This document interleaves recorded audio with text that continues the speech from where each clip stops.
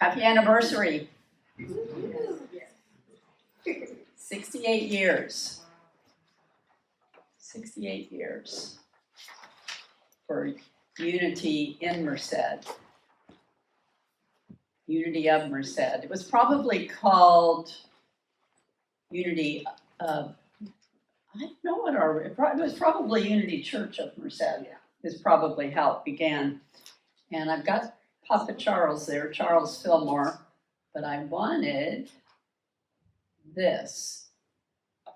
Unity classes will begin here. Cecil Lake. Cecil Lake was the first Unity minister to begin Unity in Merced. And that was in 1958, 1956. 1956. My fact checker is gone at the moment. And they began, yes, Unity Merced, 1956. And she began teaching classes in the Tioga Hotel. And then at some point in time, they moved here to this building. And the Cecil Harmon Lake was the founding minister, study group in Tioga, in the Tioga Hotel. And then they rented this building and the roof started leaking. And so they had to move out. I don't know where we went from there in this moment. Do you know, Janie? When I came, I didn't come until 7. So we were back here. Yeah.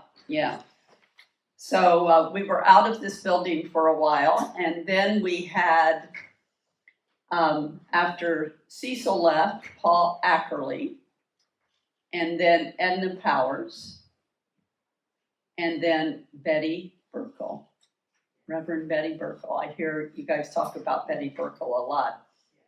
Janet, do you know where that we moved to? I keep saying we moved to when the roof started leaking. We had to move out of this building.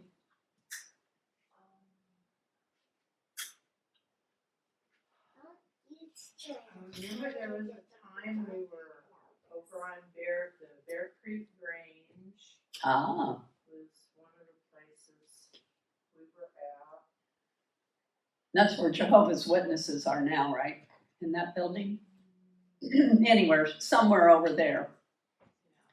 But then they had to move out of here, and Paul Ackerley came in and the Powers, and then when Reverend Betty Burkle was here, they moved back into the building and bought it. So we have owned this building for many, many years. Reverend Ken Barbeau, the mortgage was paid off during the time that he was here.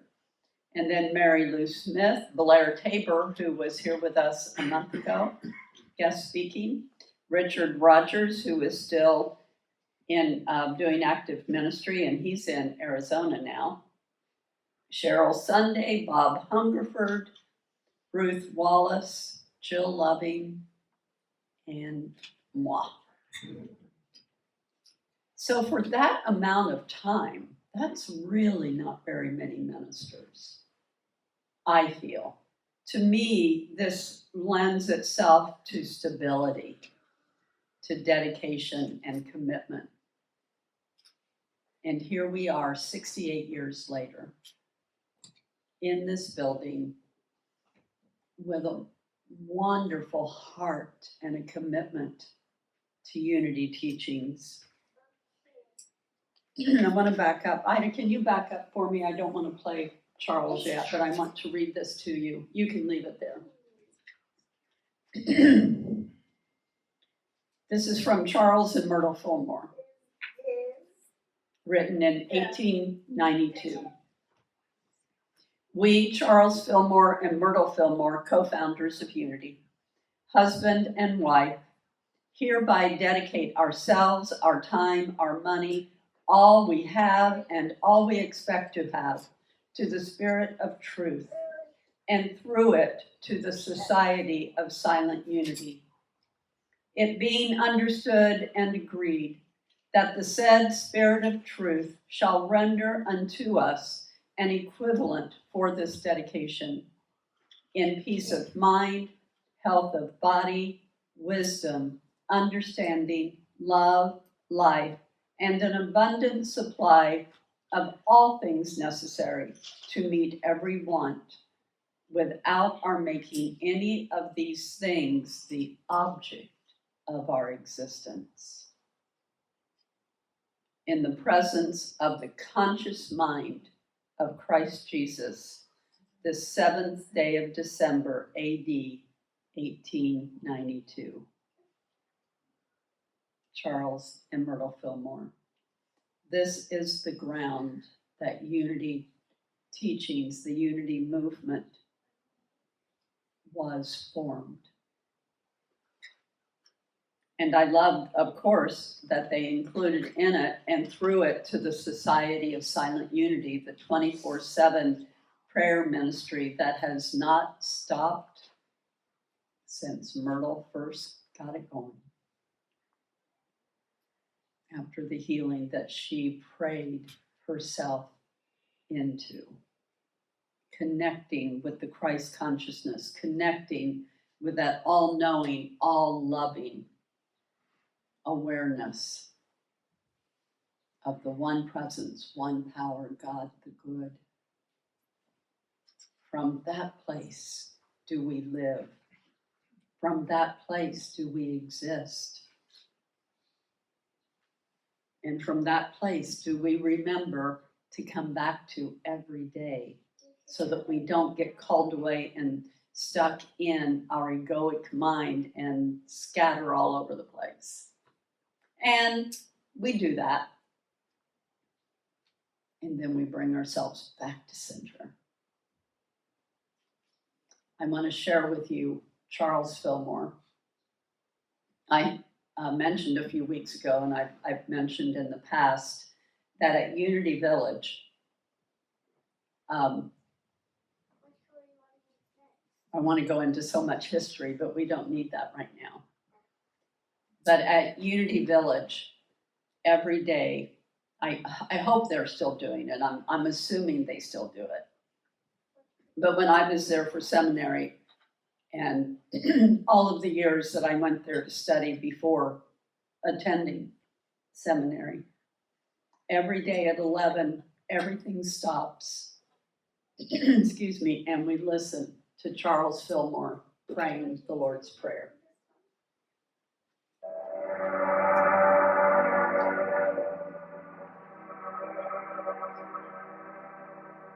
Our Father, who art in heaven, hallowed be thy name. Thy kingdom come, thy will be done, in earth as it is in heaven. Give us this day our daily bread, and forgive us our debts, as we also have forgiven our debtors. And lead us not in temptation, but deliver us from evil. For thine is the kingdom, and the power, and the glory forever. Amen.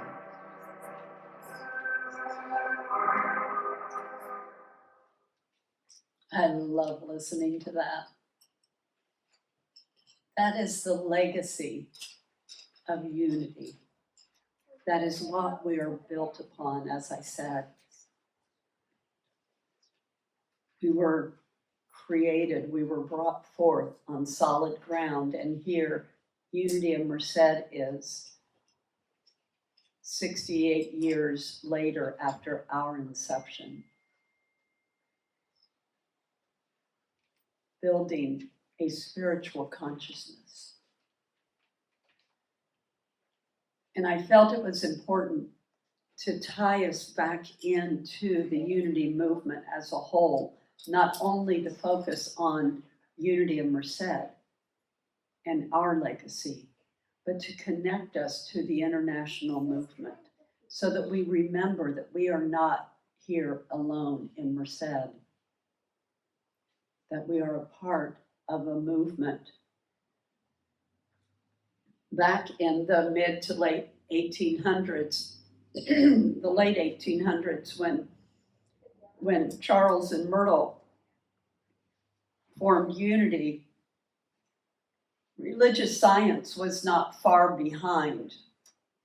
A few decades later, but religious science with Ernest Holmes, who is, that is now called Centers for Spiritual Living, also formed.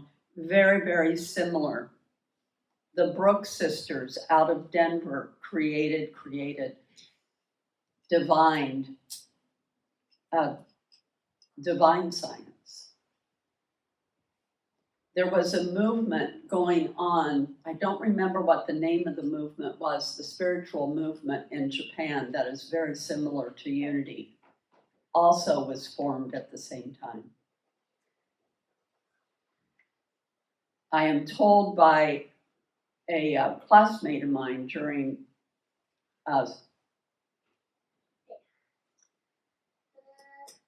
there's the ministerial path in Unity, but there's also the licensed Unity teacher and spiritual leader path in Unity. And I did that for many years before becoming ordained. And one of the times while I was back at the village, one of my classmates presented, she was from Russia.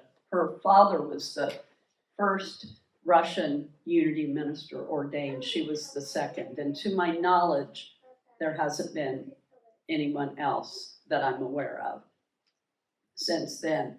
It was very challenging for them to create a structured ministry, but they did so much through education. But Alexandra, during a presentation, shared with us that at the same time the Fillmores were forming Unity here in Kansas City, Tolstoy was doing the same thing in Russia. His farm. Unity started in Kansas City, in the city, at 19th and Tracy, and then they bought the property that is now called Unity Village, which is part of Lee Summit, just outside of Kansas City. The farm. We called it the Unity Farm, with orchards and lakes and walking paths and so much beautiful structure. And Tolstoy was doing a very similar thing that he called, I believe, called the farm in Russia. I just find that all very curious. I find it all very interesting that there was a line of consciousness that was unfolding at the same time around the world. Does that interest you?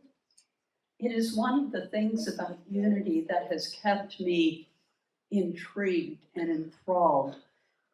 And even with that, what became known in the United States as New Thought, actually there's nothing new about it.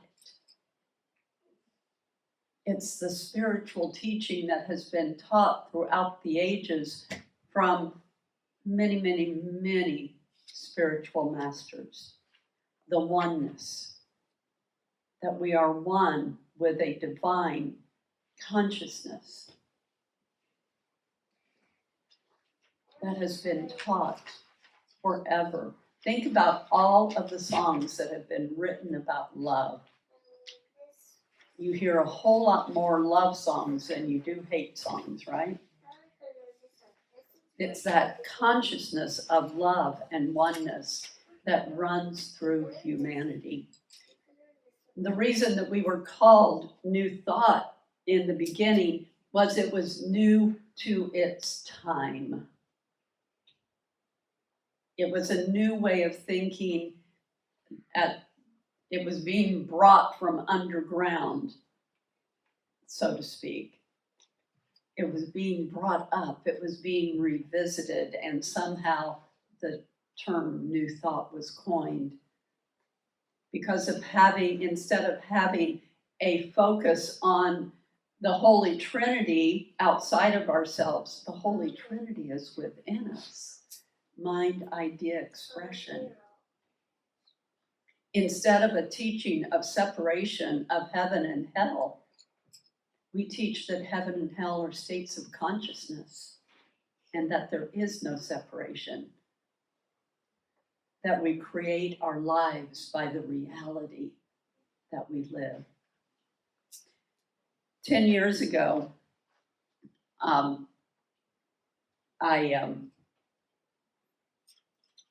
we did our 58th anniversary, and I got a quote from Janet's mom, and I'm going to share that with you.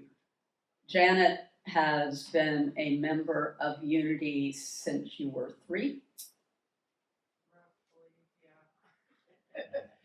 Roughly, yeah. Too young to remember. Too young to remember. Janet has always been here. Yay. But her parents were highly involved.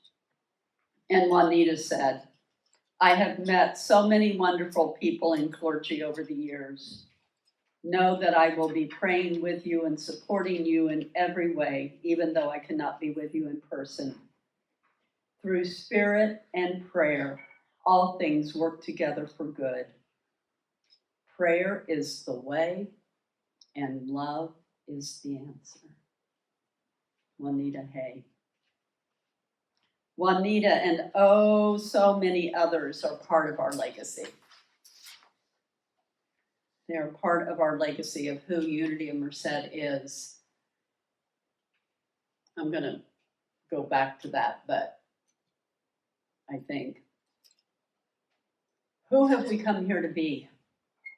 Just think in your own, as you're sitting where you are right now in this sanctuary, who have you come here to be? Not only in your own personal life, but in the world.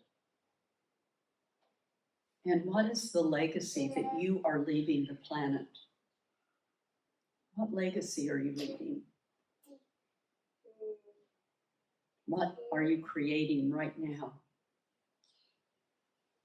Some days I would venture to say, based on my own personal life, some days are awesome.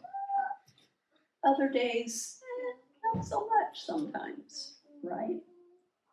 But the beauty of it is that we get to come back to center and be still and know that I am God. This Peace Be Still that hangs on our wall is a replica of a larger picture that is in the Peace Chapel at Unity Village. If you ever get a chance to go to Unity Village, I highly recommend it. It's not a spiritual Mecca, but it really is kind of a spiritual Mecca. And the Peace Chapel that is always open. It's one of 3 or 4 chapels that we have on grounds. I say 3 or 4 because I know there's a lot of renovation going on right now. But you walk into this Peace Chapel and it's like you're stepping back in time. And on a pedestal, there's this huge Bible, open Bible. And I love to go in there and just walk in. It's not very big. It only has 8 or 10 chairs in it. Stained glass. It's very holy. It's very sacred.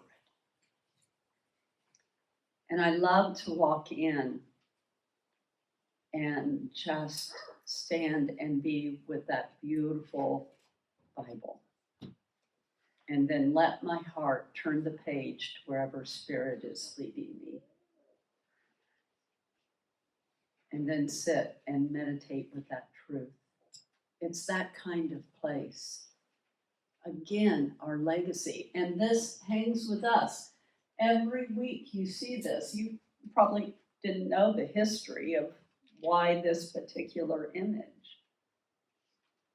But we come back into that precious quiet, holy space of remembering that we are one with the universe. We are one with God.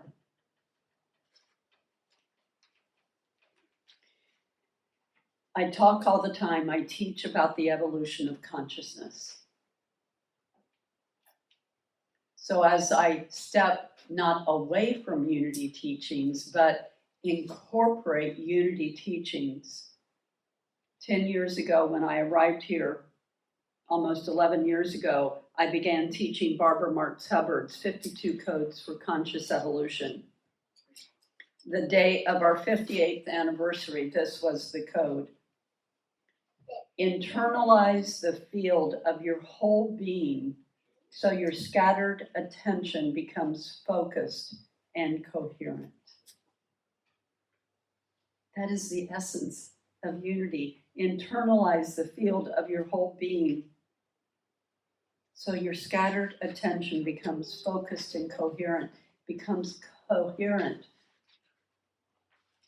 with divine consciousness, becomes coherent with the divine I am. Our breath is the breath of God. Our breath is the breath of the universe. And we need only to stop. Peace, be still, and remember that holy legacy. Our truth, God is, I am, you are, all is love. Live what you know. And we match the heart of unity of Merced with the heart of the universe. And so it is.